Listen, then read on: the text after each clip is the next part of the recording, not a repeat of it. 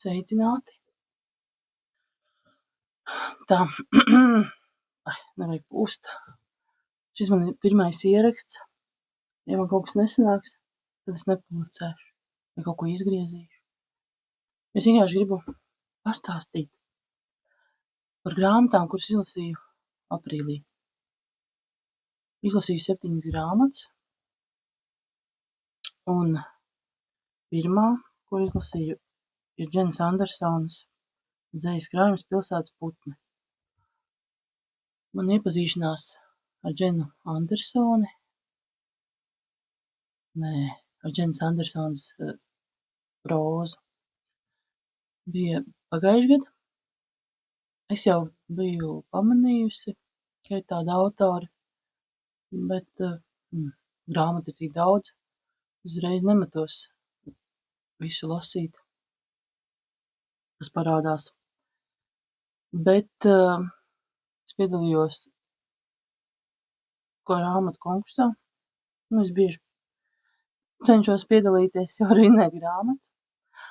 Un, kā par brīnumu, pagājušajā gadu janvārī es vinnēju Dženas Andersonas romānu Herbārijas ar leduspuķiem. Un es to izlasīju, un man ļoti patika. Tad es sapratu, ka tā ir zīme, ka viņa iepazīstās ar visu viņas dairadi. Un tā vasarā es izlasīju viņas visus tās krājumus. Tā Daģi bija Sainis un Rīta Apeļ. Un, man liekas, pagājušajā gadu nogalē tika izdots Dženas Andersonas otrs romāns Demiurgs. To es arī lasīju, man ļoti patika.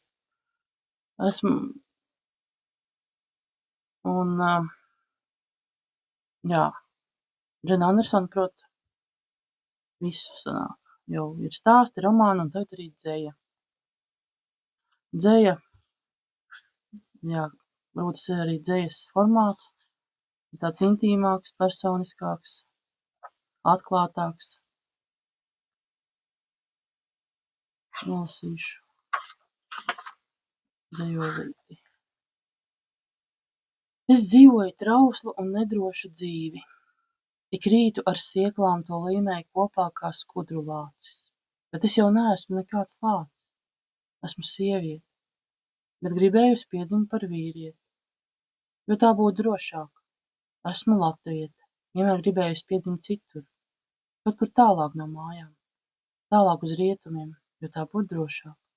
Es dzīvoju savu trauslo salīmēto dzīvi, ikdienu badīgi uzlaizīdam dāvāto laiku. Un nemitīgi atgādinu sev, ka varēja būt arī sliktāk. Daudz sliktāk būtu piedzimt kādā no valstīm, kur sievietes neuzskata par īstiem cilvēkiem. Tāpēc es dzīvoju tepat, savas daudzās dzīves. Neizdomātās, bet īstās, salipinātās no melniem miltiem, krematoriju pelniem, smiltīm, vientulības, bet nesūdzos, jo varēja būt arī sliktāk. Kā toreiz, kad mamma vairs necentās dzīvot, dzēra tabletes spirtu, šķēla miesu ar žiletēm, stāvēja uz palodzēm, balkoniem, tiltiem, nenāca mājās vai pārādās savainot, asiņainām saitēm notīt. Kā toreiz, kad mēs veikalos zagām ēdienu, jo mājās nebija maizes. Kā tad, kad visi mūsu radi bija miruši, un es paliku viena ar mammu, kurai nepratu palīdzēt. Kā toreiz, kad onkulis bāza man biksēs roku, man bija 3, 4, 5, 6 un 7 gadi, bet manī joprojām mīt Liepājas trauksme. Kā toreiz, kad man kāpņu telpā puika uzbruka ar nazi, man bija 10 gadi. Kā toreiz, kad saslimu ar meningītu, mēnesi gulēju slimnīcā, un pie manis neviens neatnāca. Man bija 12 gadi. Kā toreiz, kad mamma iemidzināja manu suni, lai sodītu mani, man bija tikai 16. Šo sodu joprojām izciešu, kā mūža ieslodzījumu sevī. Kā toreiz, kad ielaidos ar šaupīgu tipiņu, jo mamma gribēja, lai viņš mani prec. Man bija 17. Kā toreiz, kad neaizbraucu studēt svešvalodas, lai mammu neatstātu vienu. Kā toreiz, kad viņa sasniedza mērķi, vienu atstājot mani. Man bija 18. Es sasēju mezglā savu nedrošo dzīvi, nezinot, ka var būt vēl nedrošāk un ļaunāk, ka cilvēks, ko mīli, var sist tev pa seju, ka arī laulībā var izvarot, ka bērnu tēvs var dedzināt durvis un draudēt nodurt visus, ka var būt bail mājās, ka var būt bail uz ielas, un pat darbā būt bail, un var nākties slēpties un bēguļot, nakšņot pagrabā vai darbā uz krēsla. Man bija 20. Nav ne Martas, ne nošķiršanas, ne Stambulas nekā. Viss ir tikai ģimenes lieta. Turklāt pati jau vainīga, kā citādi es dzīvoju nedrošu dzīvi, apzinoties trauslumu mirklī, ka tā pārplīst ar knikšķi, kā verdoša burka nolikta sniegā. Man bija 25, un es dzīvoju otru nedrošu dzīvi, ar vilšanos, izlikšanos, pielāgošanos un allaši saraudātu seju. Toreiz vēl nezināju, ka pienāks laiks, kad raudāšu arvien retāk un retāk. Asaru vietā līs niknums, apaļos dusmu akmeņos savilktas dūres, ar ko izsist bērnības logus. Un tad jau man bija jauns darbs, laulība un Rīga, un atkal es dzīvoju savu trešo jauno nedrošo dzīvi. Turot aiz pleciem, kā titāns debesu kupolu, bet līdzatkarības sver vairāk. Nenoturēju. Viss sašķīda drumslās, es dzīvoju nedrošu trauksmainu dzīvi, līdz pārstāju numurēt tās visas pēc kārtas, tāpat kā mīļākos. Atceros vienu, kurš kādā no dzīvēm gultā man atstāja plānu brošūru ar konvencijām un vispārējo cilvēku tiesību deklarāciju. Cilvēku viskarstākā vēlme ir radīt tādu pasauli, kurš valdītu vārda un domas brīvība, un kurā cilvēki būtu brīvi no bailēm un trūkuma. Tur bija rakstīts tik saprotam, ka es pat apraudājos, cik viegli un vienkārši būt laimīgam. Laime ir brīvībā no bailēm un trūkuma. Tik ilgi, tik pārlieku ilgi bija dzīvojusi baļpilnu, nedrošu drumstalu dzīvi, trauksmainu dzīvi ar savu nedrošo dzimumu, ar drošākai dzīvei tik nepiemēroto dzimumu. Bet tagad es zinu, bet ja sēkals beigsies, un mana mute izžūs pavisam, piebāzta pilna ar bijušo dzīvi sausajām drupačām, es savākšu laika, vēja un brīvības driskas, uzaudīšu zirņu, zaļus gobelēnus, tikko uzdīgušās pasaules sienām, un dzīvošu savu laimīgo dzīvi. Jā, tālūk. Un arī skaists tāds mākslinieka Kristiāna Rozīša dizains. Skaisti. Mums patīk dzeja. Mums vēl patīk Dženis Andersons Pilsētas putni.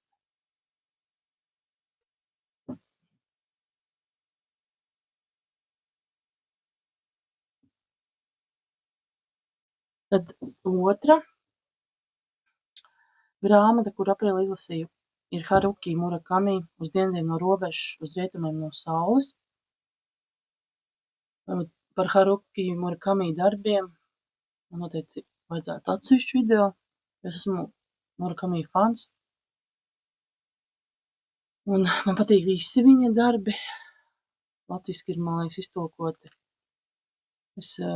Man ir raksts, bloks, kur es rakstu laimīgai grāmatām. Un tad es tur, man šķiet 16 saskaitīju, un visas tās grāmatas man ir. Un man patīk viss. Nu, lai arī kaut kas atkārtojas. Un visas esmu izlasījusi, bet pagājuši gadu, kad izlasīju pēdējo Pilsētas un nedrošie mūri, man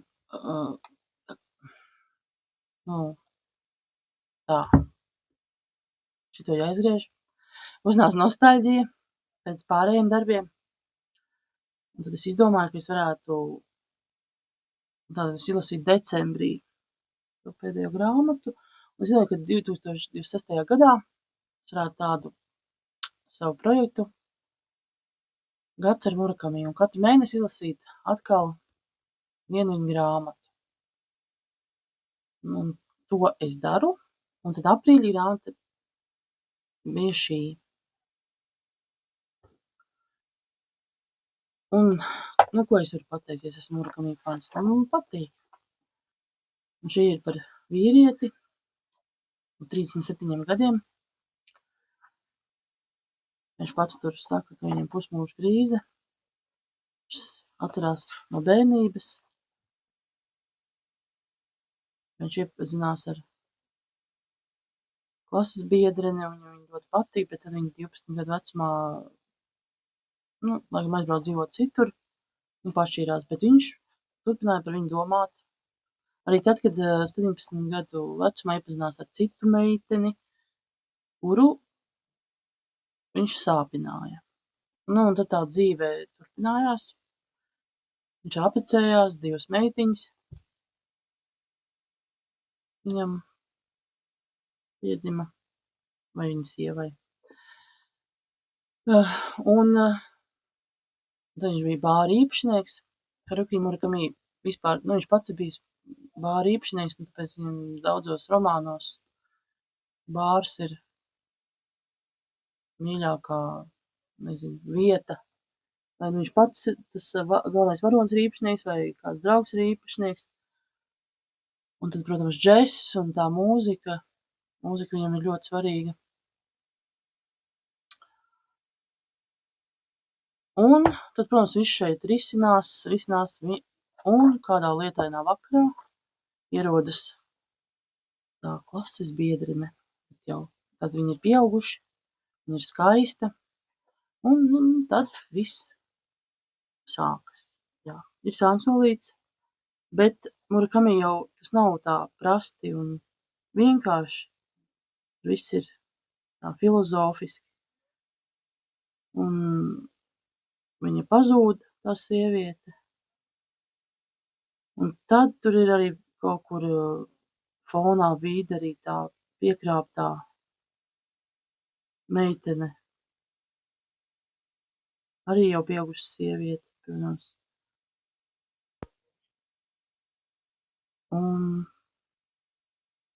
Un tas viss aizved līdz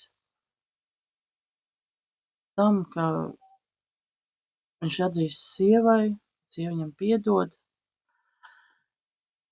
Tāds sižets, bet šeit jau ir ļoti daudz filozofijas, vai jau Murakami, kādu citātu. Es nezinu, vai jums tapa skaidrs, ko es stāstīju par sižetu, varbūt tas ir ļoti neskarīgi.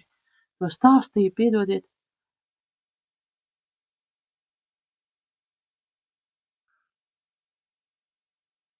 Nē, kādu citātu.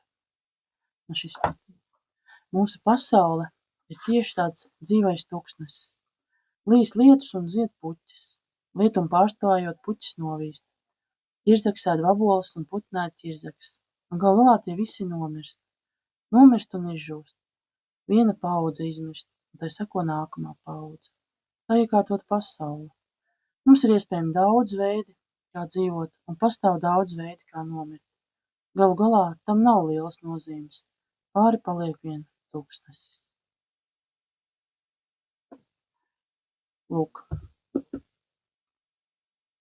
Tad trešā grāmata, kuras izlasīju, ir Ingas Žolodas Tēvs.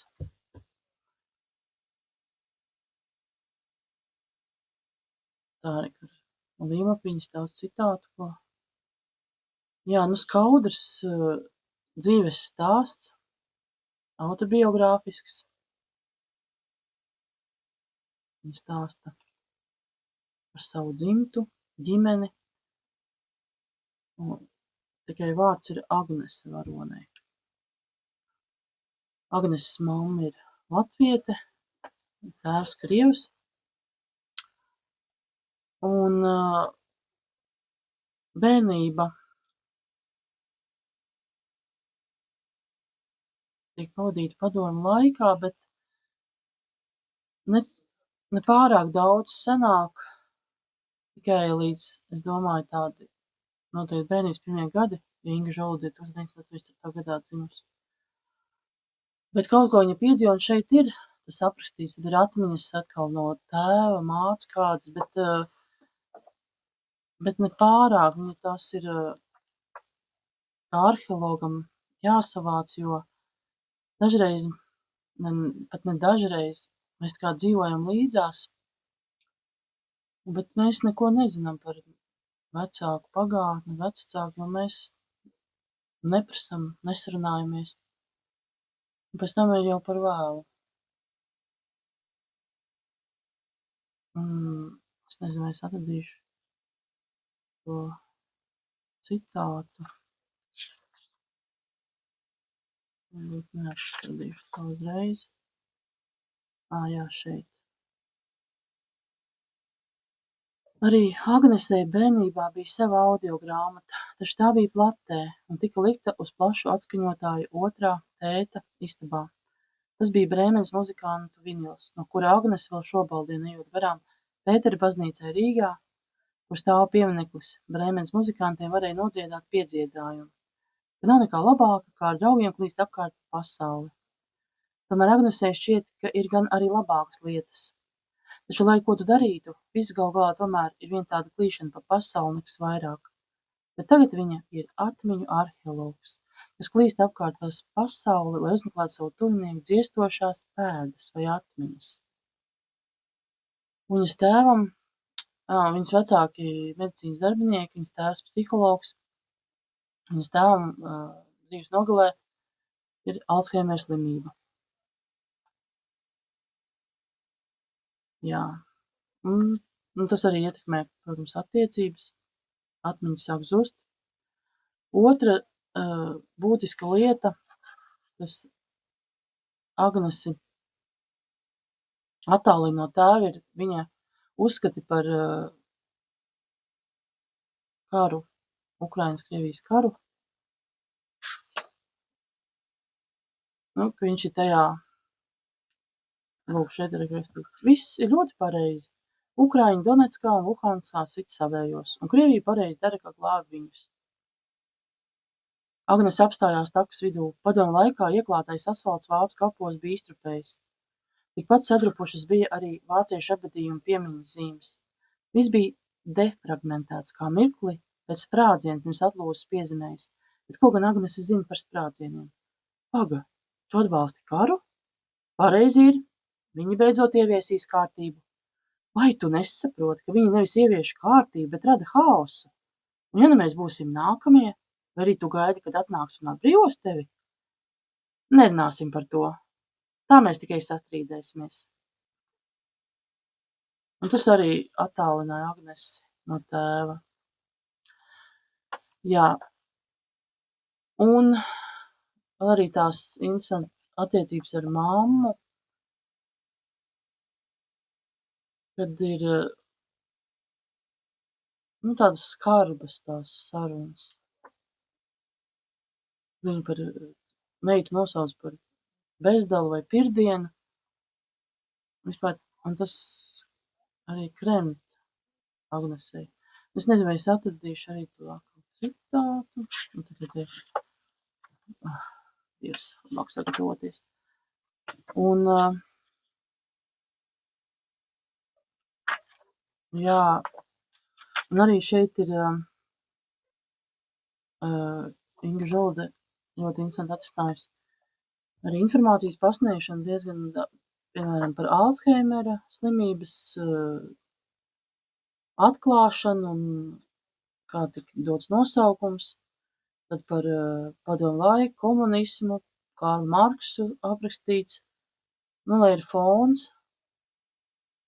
un ir viss vienā, tāpat nav daudz, cik te lakas, 200, te ir Kaspara Zeļa vēsturnieka pēcvārds ļoti labi, ļoti jauks, 230 lapspuses, bet tik ietilpīgas lapspuses par visu, par attiecībām, par psiholoģiju, par vēsturi.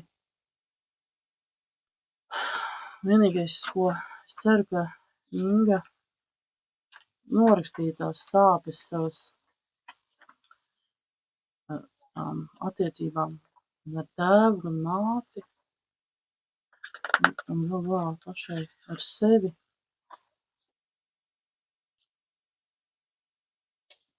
Jo Jā, savstarpējās attiecības nav vieglas. Lūk, atvedu to citātu. Māte tādās sarunās vienmēr teikusi, ka viņai nav jāatskaitās Agnesei sīkam pirdienam. Tā arī viņa pateica. Par to, kā viņa dzīvoja savu dzīvi. Pirdiens. Agnese ir sīks pirdiens. Cilvēks, kurš ir bezdevs. Tas noteikti nav nekāds cēlais, labais, mīlamais cilvēks. Tukša vieta, bet vēl arī smirdīga. Agnese to zina uz visu atlikušo dzīvi. Viņa zina, lai kur viņa ietu, viņa ir viens pārpratums, lai starp tādiem citiem cilvēkiem viņa ietu. Viņa nemaz nav cilvēks. Viņa ir kaut kas cits, bezdevs, kas liek aizbāzt degunu. Rincē pie tā visa esam vainīgi mēs ar tavu māti, to tēvs. Tā varbūt arī ir vienīgā saruna, kurai būtu jāturpinās par spīti autobusu pienākšanai, bet tā saruna arī nenotika. Jā, lasiet šo grāmatu.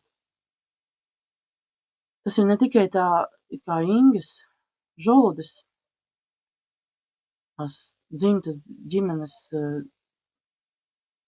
atspoguļojums, bet šeit jau mēs varam saskatīt arī paši sevi.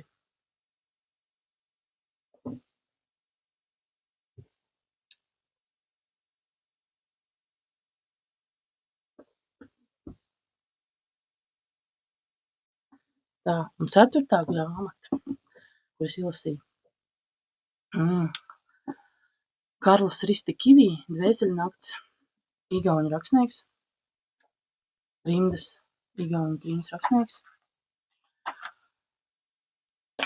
Un interesantākais bija tas, ka es sāku lasīt, es domāju, ko es lasu? Vispār.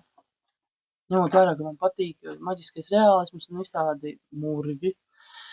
Jā, es no sākuma šo tā neuztvēru, un es domāju, es nezinu, 30 lapas izlasu, un tad man vienkārši kā, es nezinu, kā multinēs spuldzīti iz galvas iedegās, bet šis romāns jālasa ir citādā, kā Kafkas darbi.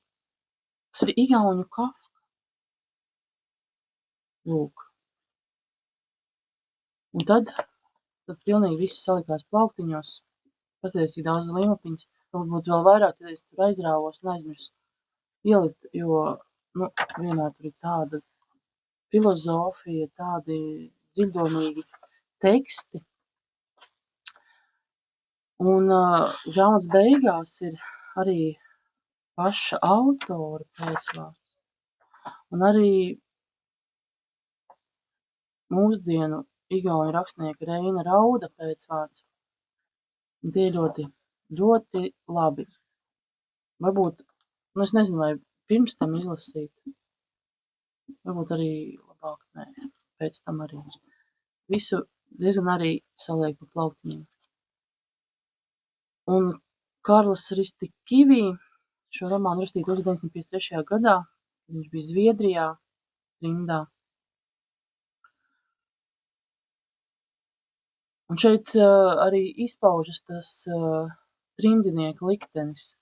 Protams, viss šeit ir tādā abstraktā, seriālā, metaforiskā veidā pasniegts.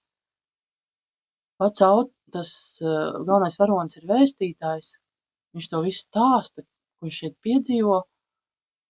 Un, vienkārši kā jau tādos mistiskos seriālos darbos, tad varonis šajā konkrēti nonāk kādā namā, kur ir vienkārši daudz trepju un durvju, un viņš visur tur staigā cauri, satiek cilvēkus, viņš ir kā, ļoti, tas, protams, ir interesanti, viņš viņus pazīst vai nepazīst, tad visas tās sarunas un viss tāds, maģisks, un tas viss risinās, un tad nonāk līdz apmēram vidum, un tad ir tā kā autora vēstule lasītāji skaidrojot, kāpēc viņam ir tik moderns romāns. Jā, tur viņš taisnojās un izskaidro. Tas arī tas ir ļoti interesanti. Jā, šeit. Un pēc tam ļoti kafkiskā garā turpinās, kad ir tiesas process. Ja jūs zināt, Kafkam tas romāns process. Un, kad vaino, kurš vispār ir vainīgs, kāds ir noziegums, nav īsti skaidrs un kāds sods. Jā, tas viss mistiski. Un man patīk, kā arī sākumā, protams, nonāk, ir kaut kur jātiek iekšā, tad tur ir slēgts, tad vajag dokumentus, kaut kā dokumentu nav, un tas tā kā izziņu vajag par izziņu, un tu neties vairs atpakaļ, ne uz priekšu. Jā, tiešām ļoti, es nezinu, es biju vienkārši pārņemta ar šo romānu. Tiem, kuriem patīk Kafka, Hesse vai, Murakami, tāds seriālisms, vispār ļoti, ļoti tāds daudziem slāņiem, zemtekstiem romāns. Es zinu, kādu citātu varētu. Un nāves tuvums, nāves bailes, un tas šeit, arī Dvēseli nakti sauc, un tad no viena brīdi pats šita, ka tur visi ir miruši, bet varbūt tomēr nē, jā. Tagad es pirmo reizi jūtu, kā man garām paiet nāve, kas ir galīga un pavisam, un savādi, ka šī nāve tomēr nešķita kā tukšums, bezdibens, drīzāk gan kā milzīgs un neiznīkstošs masīvs, kas ceļas no šī bezdibeņa. Milzīgs, melns, masīvs, augsts un mūžīgs. Viss pasaulē virzās uz absolūtās nulles pusi, kā ārkārtīgi liels granīta bloks, kas uzvelc uz kapa, piemineklis pašai nāvei, taču nevis tās piemiņai, bet par godu tās mūžīgai ilgstamībai. Es nezinu, es vienkārši kaifoju. Man vajadzēja iet tālāk. Tas vairs nelikās tik neiespējami kā agrāk. Un tas nenozīmēja arī iešanu atpakaļ, kaut gan man bija jāpagriežas. Tūlīt ieraudzīju, ka tas nav ceļš atpakaļ, jo neredzēju telpas dalītāju, caur kuru bija ienācis. Ieraudzīju savā priekšā durvis, kas līdzinājās kādai rezerves izējai. Un es nepacietīgi, neapdomīgi nespēju vien beigt sev par to vainot, nemeklēju nevienas citas durvis, kaut gan uz šīm bija rakstīts: svešiem ieeja aizliegta. Dievinu. Tā bija 4. grāmata, ko es lasīju aprīlī.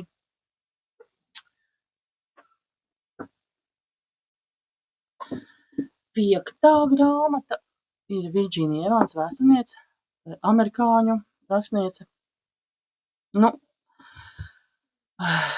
Jā, kā jau nosaukums liecina, kad galvenā varone raksta vēstules, sieviete pēc 70, vai 77 gadi, es neatceros.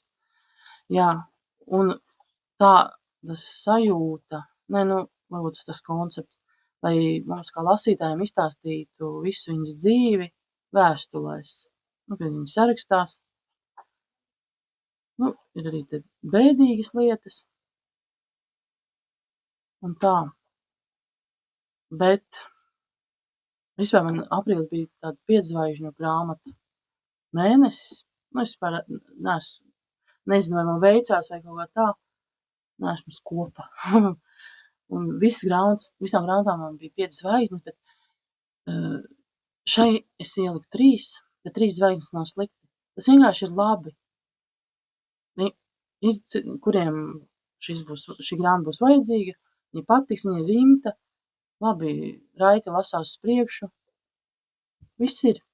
Bet es pati pieķeru sev pie domas, ka es nebūtu neko zaudējusi, es nebūtu izlasījusi. Bet es jau to neuzzinātu, tāpēc es to izlasīju. Lūk, tā ir 5. grāmata, ko es lasīju aprīlī. Tad, 6. Labi, par to varbūt es pastāstīšu pēc tam, bet te par šo Janas Egles Bovijas un 12 putēni. Šī ir ļoti laba kopā lasīt vecākiem ar pirmskolas vecuma bērniem. Jo tā ir tieši par bērndārzniekiem, par Lācīti Boviju, kā viņš ceļo no viena bērna.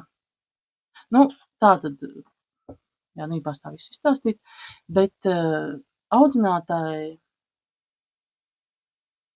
bērnībā piederējis Lācītis, kuru viņa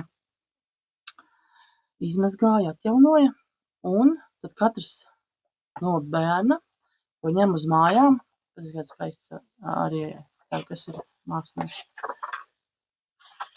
Ilustrējas Agnese Rudzīte. Nu, skaists ilustrācijas. Ņem uz mājām, un tad viņš piedzīvo visu. Ar katru tos bērns ģimeni. Nu, ļoti jauki stāstīt. Jā, šī ir ļoti gaiša grāmata. Dzīvē, būsim godīgi, nezinu, vai ir tik jauki. Šaubos. Bet grāmatas vajag, lai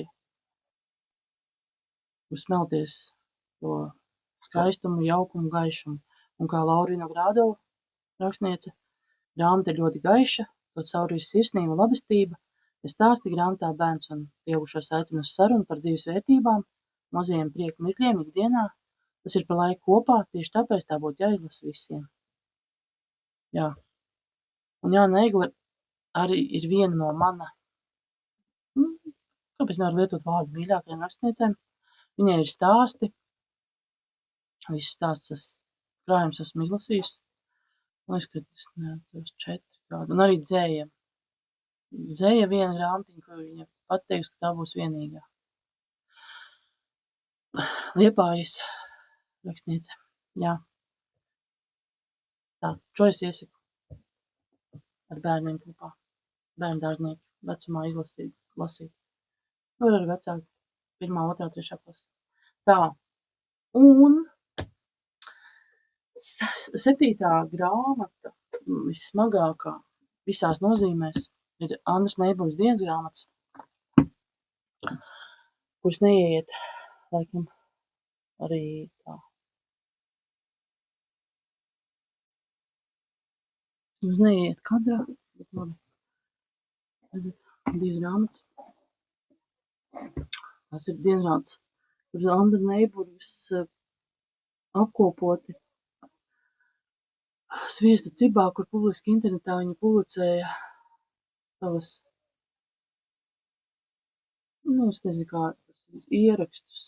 Un tur sarunājas arī ar citiem Sviesta cibas dalībniekiem. Un 60 gadu garumā, no 2003. gada, līdz viņas nāves dienai, šeit ir tie iekļauti. Un ir tā, ka šīs grāmatas lasīju gadu un 2,5 mēnešus. Pagājušajā gadā 7. februārī sāku lasīt. Un pabeidzu aprīļa, nezinu, kurā tur, 29. aprīlī, 28. Un, jā, un es pa vidam arī bija mēneši, kad es nelasīju. Visātrāk gāja 1. grāmata.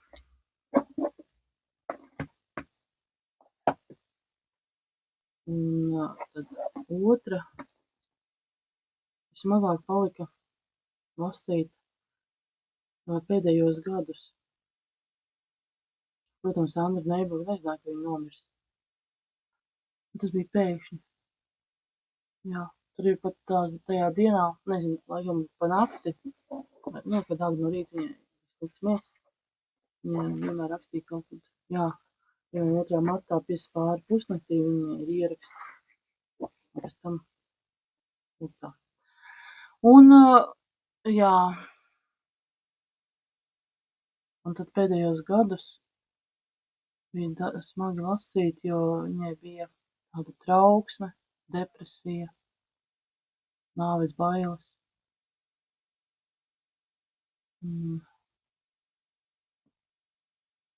Bet tā ir ļoti,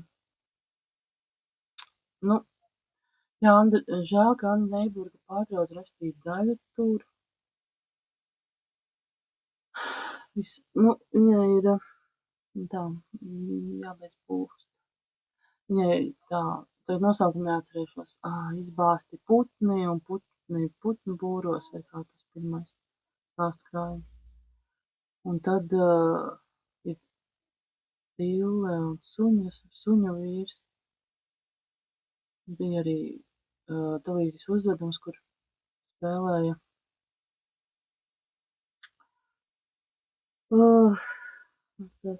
neminēja Piespīns vairāk. Nu labi, tātad internetā visu var atrast.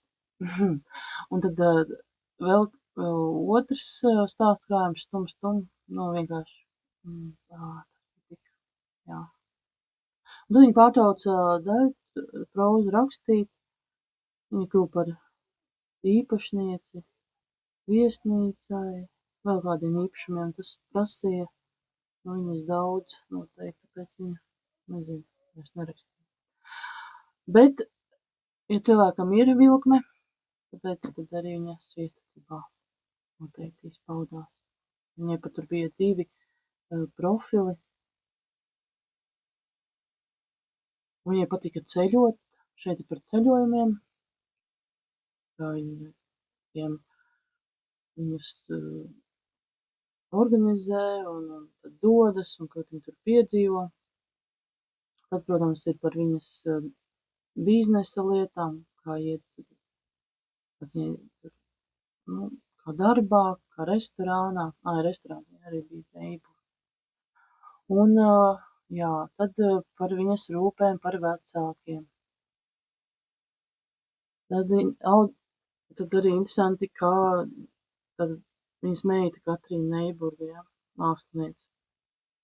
Bet viņa jau bija diezgan, man šķiet 26. gadā, es tam nereiķināšu cik gadus, bet viņa bija savā dzīvē, bet viņa dēls jaunāks.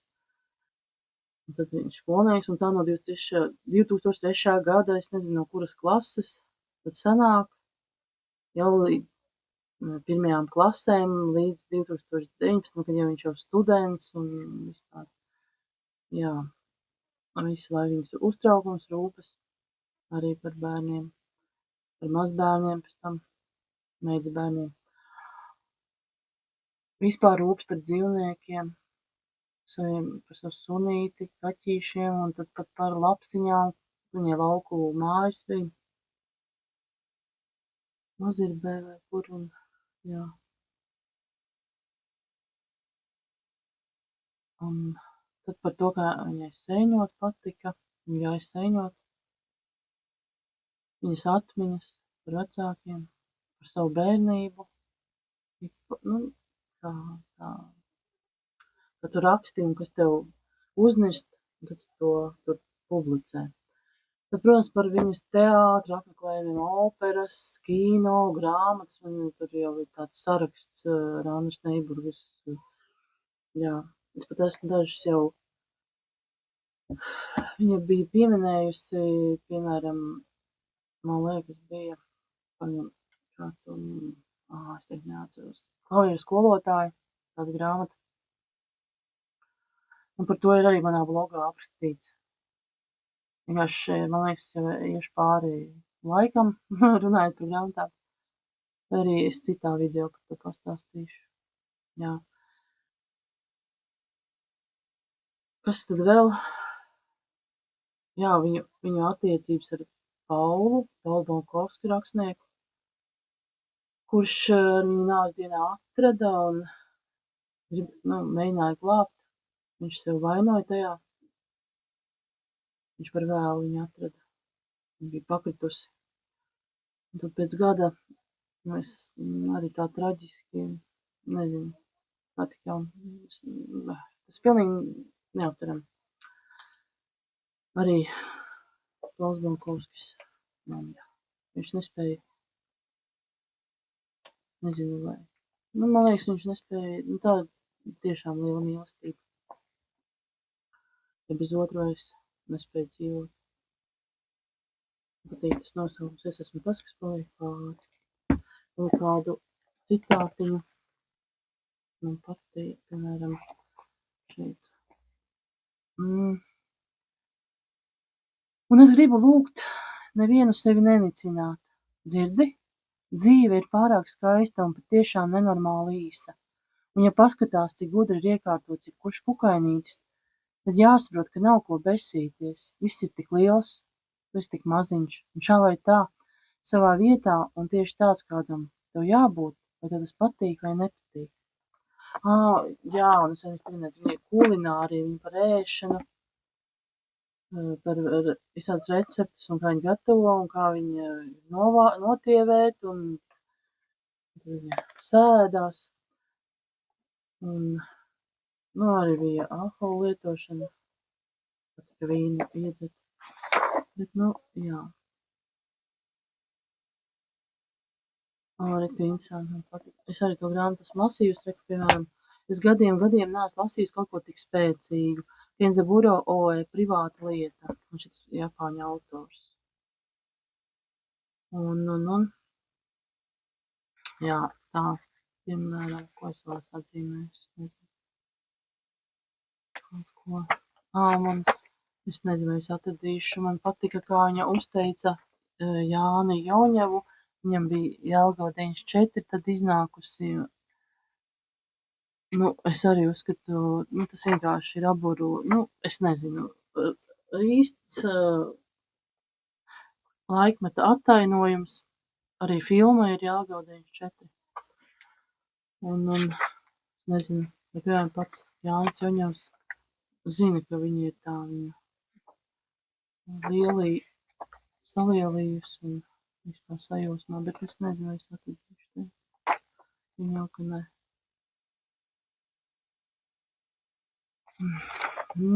Tā, es nezinu. Es laikam pārāk haotiski visu stāstu, atvainojiet. Tāpēc šis ir mans pirmais ieraksts. Jums man jāpiedod. Vienkārši arī kā viņas draugs Ilmārs Šlāpiņš, kas ir sastādītājs šīm grāmatām, teica, es neatcerēšos, protams, precīzi, bet ka šis ir jāizlasa, jo šis nav Twitteris vai dzeltenā prese, jo tu lasi grāmatas, tad tev ir arī šis jāizlasa.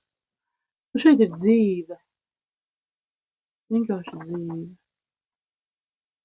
Es nezinu, un tad es tik ilgi lasīju šīs dienas grāmatas, es vienkārši jūtu, ka man ir jāatlaiž Andra un Andrai mani jāatlaiž. Es vienkārši un tad es ļoti saņēmos aprīlī, es izlasīju līdz galam. Es saku, bet pēdējos šos galus lasīt bija diezgan tā, smagi. Diezgan grūti. Ir īpaši, ja tu zini, ka tu tuvojies. Lasītājs zina, ka tuvojas. Viņa jau pati nezināja savu pēdējo stundiņu. Jā. Smalki butiņi un daudz, tie, ko lasīju. Ilgi.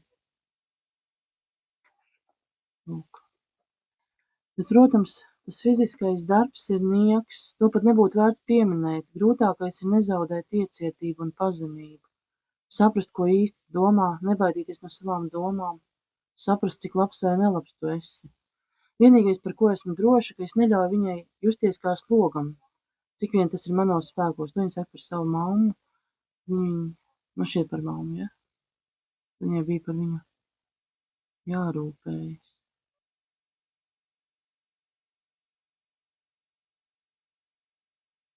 Bet man pēdējā laikā pārāk bieži jādomā par nāvi. Es daudz dzeru un daudz pīpēju. Jā. Vajadzētu ierakstīt kaut ko par dzīvi parasto, bet viss ir tik nemainīgs un vienāds. Izņemot ēdienu un alkoholu, patiešām nav par ko rakstīt.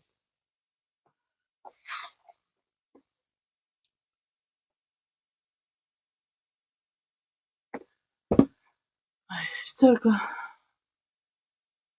es nezinu, kaut ko bija vērts mani klausīties.